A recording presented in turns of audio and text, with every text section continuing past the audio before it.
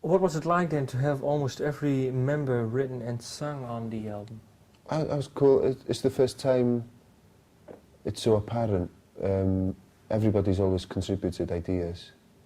But for example, Bumf sang one song on the last album, and on this album he sings 3. And I mean, Kian's always contributed musical ideas, but it's the first time he'd written a lyrical song for our albums. First time he'd sung, you know. Well, or maybe that's not true actually. He did one on Gorilla as well, and it's first time Dav's done a lead vocal. We've always done. It's been a very organic process where everyone is very confident vocally now because we've been singing in harmony for years, and by the time we've made this album, everyone's really confident and we can all sing our own songs. And how do you say this? Do the songs have to stick to some kind of feel or sound you have when someone brings in a song, or do you create it towards your own sound? Okay, we brought about 40 songs to the table. We had about 40 songs to choose from. Yeah, 44 I read. But 44 maybe, yeah. And we decided to choose very introverted songs for this album. Why? Because the songs Dav and Kian had written were very introverted, and me and Bump, songs like Walk You Home, Atomic Lust and Cabin Fever are very personal songs. So when I was choosing my songs, I tried to choose ones that were of a similar mood. Just so that even though there's lots of different songwriters, the album feels like one statement in a way.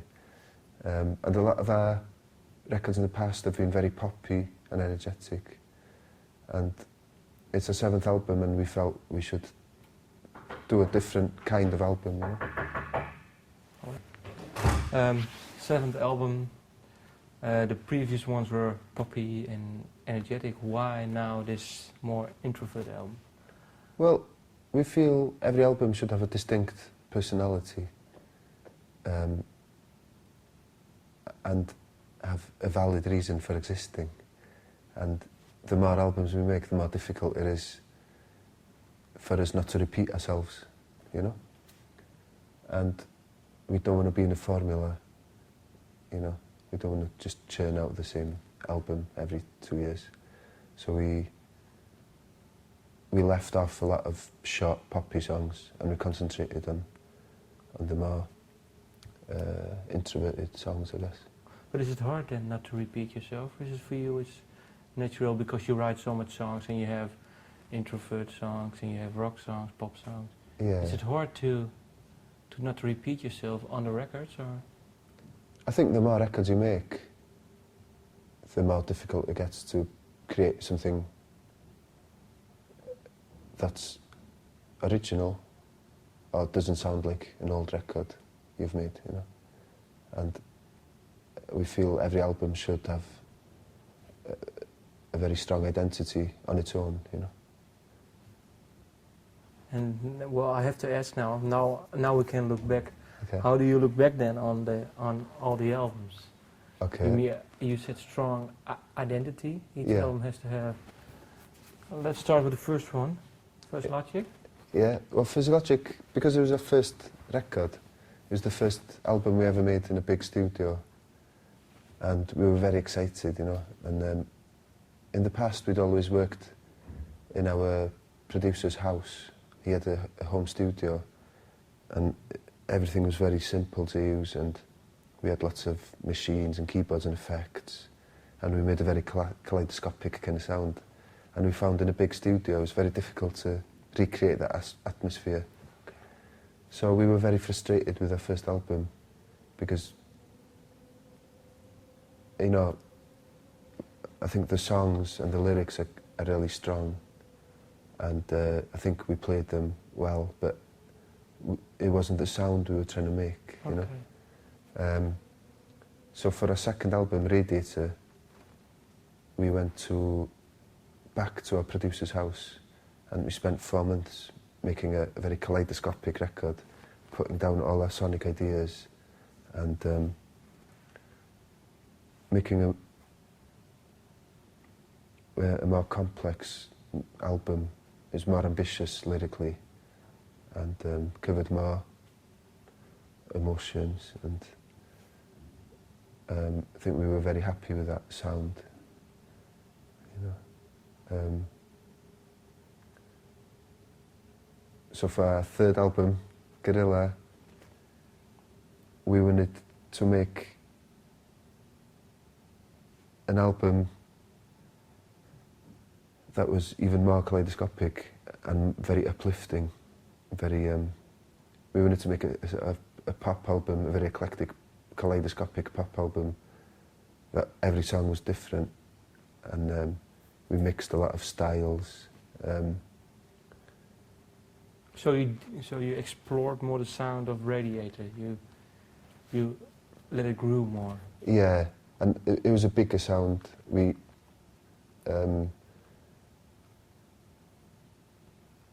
a guy called Chris Shaw came in.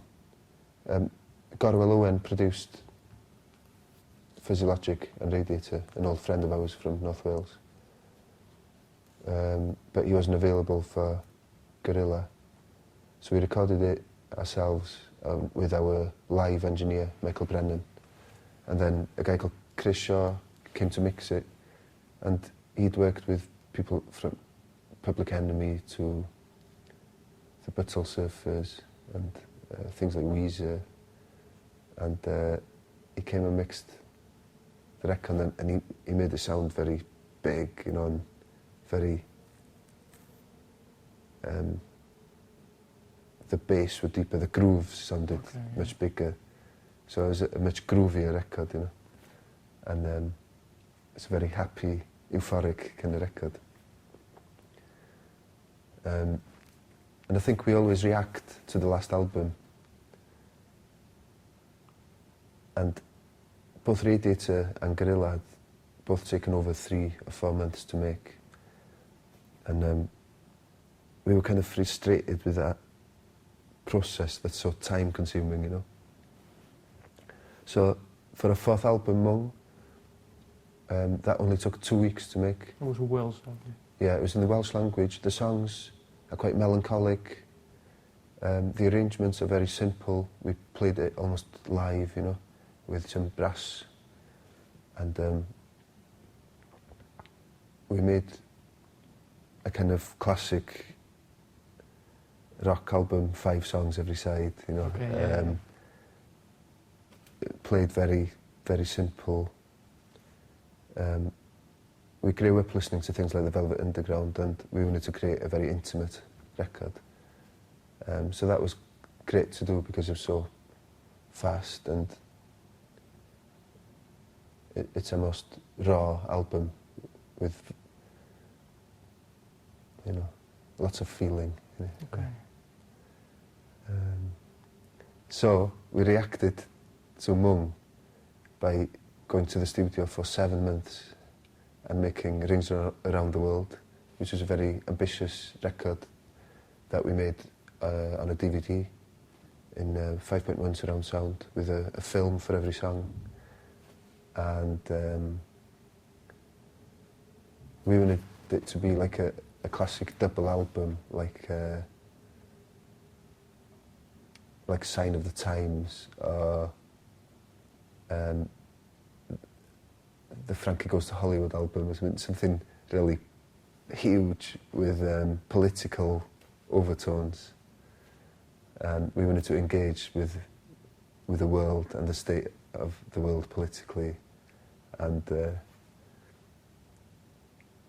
of course we made something completely different, you know. It didn't really work, but it was very exciting to do. And we travelled to America. We worked with Chris Shaw again. After making Mung, the Welsh album, with Gorwell Owen again. So that was That was very exciting. We made like plastic soul pop songs, juxtaposed with you, and it was lots of fun, so we reacted to that by making Phantom Power, which we recorded around Cardiff in home studios and in also a classic studio called Mono Valley. And we wanted to make a very organic sounding record. So it's a bit more melancholic than acoustic, than Ringers Around the World. It has a lot of experimentation with guitar tuning, and it's it's mostly very organic. And,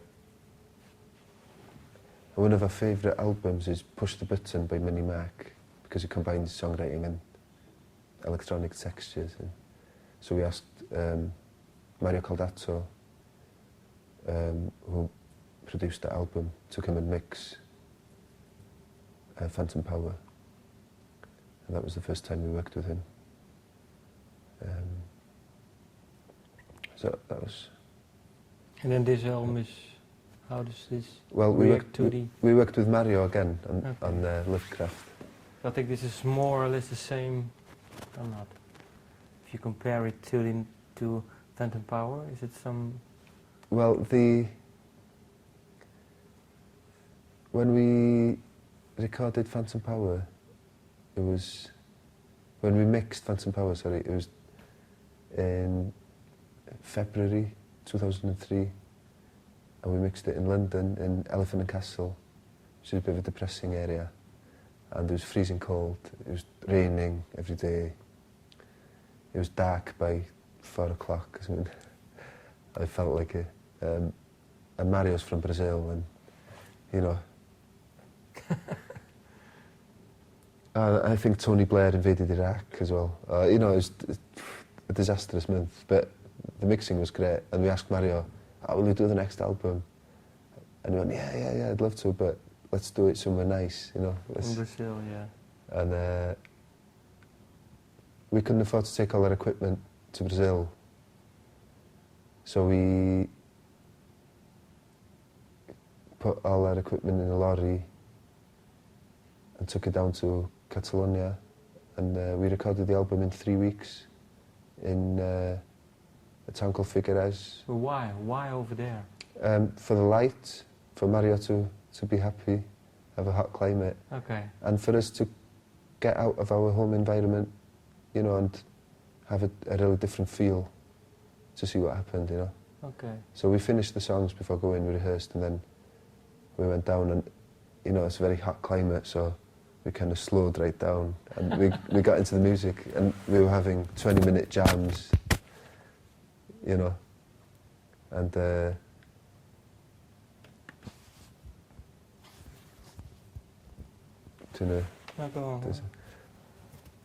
were having 20-minute jams and stuff. So a song like Zoom is a 20-minute jam cut down to 7 minutes, edited down.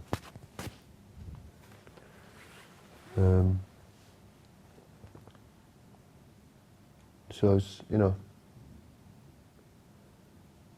I was very excited, and then we took it back to our home studio in Cardiff and put choirs and arranged the strings after being in Spain. Yeah, and then you went to... And then we went to Brazil to mix. How many minutes? 8. Yeah. And yeah, why did you call the album Love Kraft? Because of its introspective nature, the songs are very personal, and I think it's a title that's evocative of many things. But, you know, the love we have for our craft of music, because it's a very introverted album musically, you know, everyone, there's very little engagement with contemporary pop culture, or, you know, our society. It's just, and we love the band Love, and we love Kraftwerk, and we love HP Love Kraft.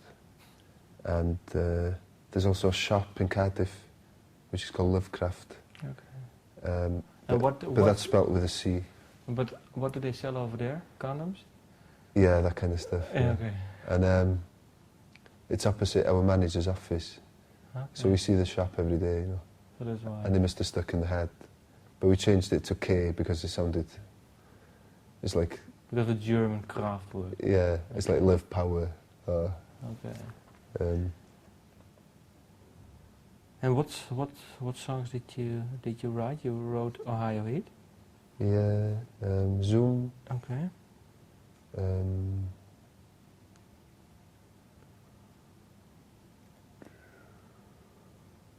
Cloudberries.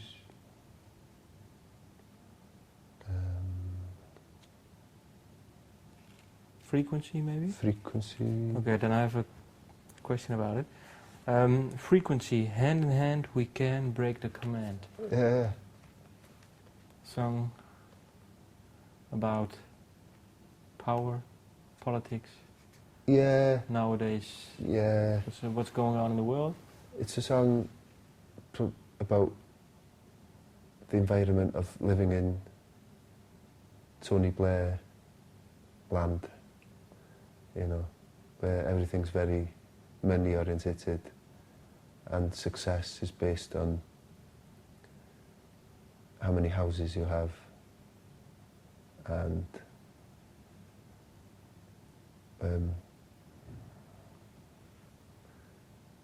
you know, I suppose it's the kind of post-Margaret Thatcher era, which is... A bit strange because he's Labour, but... Yeah, but they've been, all governments since then have been, you know, free market kind of warriors, you know, just obsessed with keeping banks happy, I guess, and putting people under a lot of pressure to borrow money and to buy things and be successful financially, and it just can be very frustrating. And he's trying to apply moral values to it. But do you think he's sincere? No, I think he's absolutely insincere. He's trying to apply moral Christian values to one situation, and then he'll apply colonial, imperial values to another situation, which totally contradict his, you know, Christian values, you know, by, you know, killing hundreds of thousands of innocent people, or at least, you know, tens of thousands of innocent civilians. You know, so it's a very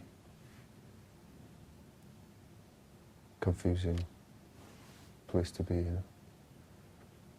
And then Zoom. Zoom, I read out. I can't get enough of it. Kiss me with Apocalypse, an instant hit.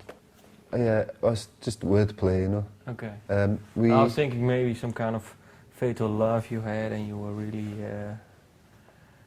it really hurt you, but. Well, yeah, I mean that's the connotation, Yeah. or the connotation, you know, of a war itself, even, you know, playing with fire. We have a way of working on lyrics as well. When we're in the studio, we usually cover all the walls with paper, and any lyrical idea we get, we write it down, or any album title, or any funny story we see in the newspaper, we cut it out and we stick it on. And if we're short of a line or inspiration, we can just sit down, and we're in the studio all day anyway, so we just look at the lyrics and all the ideas, and then sometimes it fits in with something we've written already, and we kind of grab it and stick it in. And Ah, so this one is more Zoom. so Zoom is full of random observations written in that kind of way. You know? There's a reference to Lord Lucan and Shergar, which is Lord Lucan disappeared in the 60s after, I think, killing his nanny or something. And Shergar was a racehorse, the only animal to be kidnapped by the IRA. Okay, yeah. And they still haven't found him. He was the most successful racehorse of all time. And what's his age now? I've no idea. He would have died now anyway, Yeah, probably. I think, yeah. But I have a vision of Lord Lucan riding Shergar into the sunset. You know? So they're just a series of ideas, I guess. Okay. Oh, thank you. Thank you very much.